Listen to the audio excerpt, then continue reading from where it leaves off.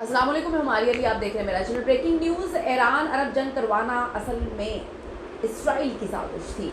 जो रूसी वज़ीर ख़ारजा है उन्होंने अहम तरीन चीज़ों से पर्दाचाक किया, बताया है कि किस तरह से इसराइल पीछे बैठ कर गेम प्लान कर रहा था और इस गेम को एक्सपोज कर दिया गया है।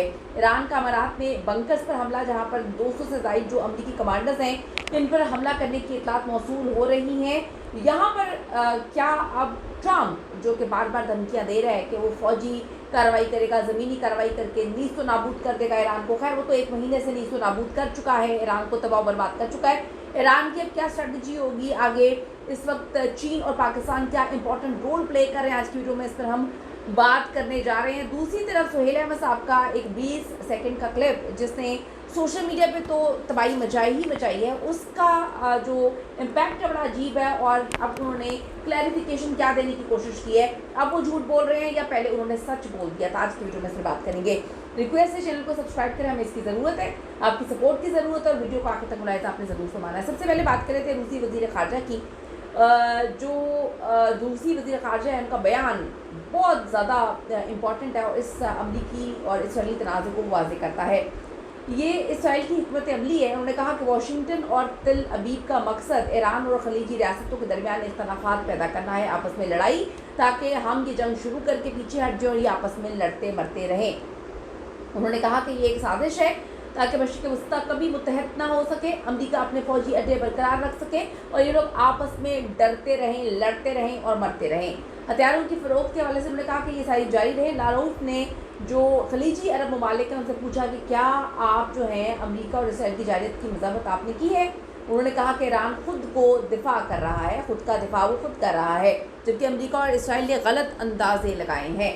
तो रूस का मौक़िफ़ है कि खलीजी ममालिक जो हैं उन्होंने पहले कहा था कि वो अपनी सरज़मीन अमरीका और ईरान पर जो हमले कर रहा है उसके लिए इस्तेमाल अमरीका को नहीं करने देंगे, लेकिन अब सूरत हाल तो बिल्कुल चेंज हो चुकी है। उन्होंने ज़ोर दिया कि ये सब तवानाई के वसाइल पर कंट्रोल और इलाक़ाई तहादों को जो कमज़ोर करने की एक साजिश है। आपको समझनी चाहिए कि अमरीका और इसराइल क्या बड़ी गेम खेल रहा है।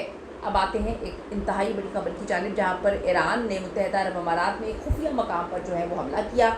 यहाँ पर तकरीबन कहते हैं कि 200 से 250 अमरीकी ऑफिसर्स और कमांडर्स मौजूद थे। ईरानी ज़राए दावा कर रही हैं कि यह हमला जो अल मनहाद एयर बेस के करीब एक अमरीकी कमांड एंड कंट्रोल सेंटर है उस पर किया गया है, जो बड़ा खौफनाक और भयानक था। यह हमला ईरान की जानिब से जवाबी कार्रवाई का हिस्सा है। अमरीकी अड्डों पर ईरानी मिसाइल्स और ड्रोन से शदीद नुकसान पहुँचाया है। कुछ रिपोर्ट्स के मुताबिक बहरीन में भी अमरीकी अफसरान की मीटिंग के दौरान ऐसे ही अहदाफ को निशाना बनाया गया। फिर ये भी खबरें थी कि मुत्तहदा अरब अमारात में 5 धमाके हुए।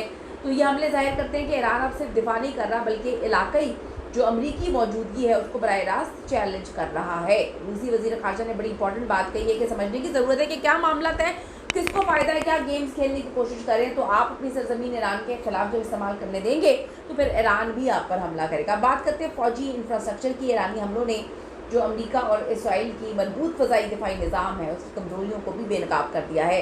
कई अहम रडार हैं जो इब्तदाई वार्निंग सिस्टम का हिस्सा हैं, वो तबाह हो चुके हैं, बिल्कुल बेहाल हो चुके हैं, तहफ़्फ़ुज़ नहीं दे सकते जब मुखालिफ सिंध से गैर रवायती हमले किए जा रहे हैं। ये तो हाल उनका बन चुका है।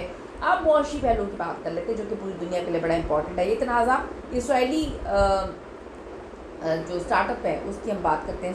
शुरू में उन्होंने पहले ही बड़ी चीज़ों को डैमेज कर दिया था। उस टाइम आलमी सरमाया जो है वो चीन की तरफ मुंतकिल हो रहा है, बहुत इंपॉर्टेंट है। चीन तो इस वक्त बारे न्यारे हैं। चीन इस वक्त खत्ते के तेल के झटकों और अफरा तफरी के दरमियान महफूज पनाहगाह चीन बनता जा रहा है। अब जो हमस है वहाँ पर आपने हमस में ईरानी कार्रवाइयों की वजह से आलमी तेल की सप्लाई आप सबको पता है बड़ी बुरी तरह से डैमेज हुई है।